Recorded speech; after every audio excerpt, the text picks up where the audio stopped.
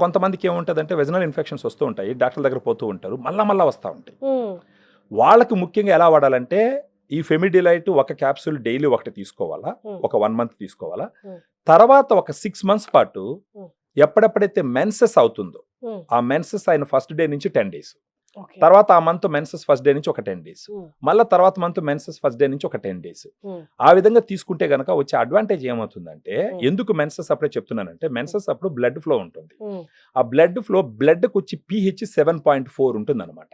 7.4 అంటే మన తెలుగులో చెప్పుకోవాలంటే క్షారంలోకి వెళ్ళిపోతుంది.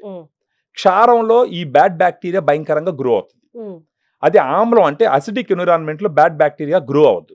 మామూలుగా వెజనల్ pH మీరు చూసినారంటే 3.8 నుంచి 4.5 దాకా ఉంటుంది. అంటే యాసిడ్ ఎన్విరాన్మెంట్ ఉంటుంది, ఆమ్ల ఎన్విరాన్మెంట్. అది ఎందుకు ఉంటుంది అంటే ఇలాంటి బ్యాడ్ బ్యాక్టీరియా గ్రో అవ్వకూడదని ఉంటుంది.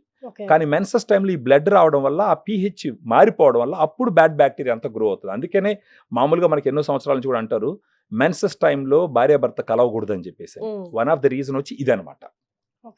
సో ఆ మెన్సెస్ టైంలోనే మెయింటెనెన్స్కి ఎందుకు తీసుకోమని చెప్తున్నాం అంటే, ఆ టైంలో అక్కడ ఉండే బ్యాడ్ బ్యాక్టీరియా గ్రో అవ్వడానికి ఈ రక్తం హెల్ప్ అవుతుంది. సో అందుకనేసి ఆ టైంలో ప్రత్యేకంగా తీసుకున్నారంటే ఒక 6 మంత్స్ కనుక ఈ బ్యాక్టీరియల్ వెజనోసిస్ రాకుండా. ఇంకొకటి వల్వో వెజైనల్ క్యాండిడియాసిస్ అంటారు, అది ఫంగస్ వల్ల వస్తుంది.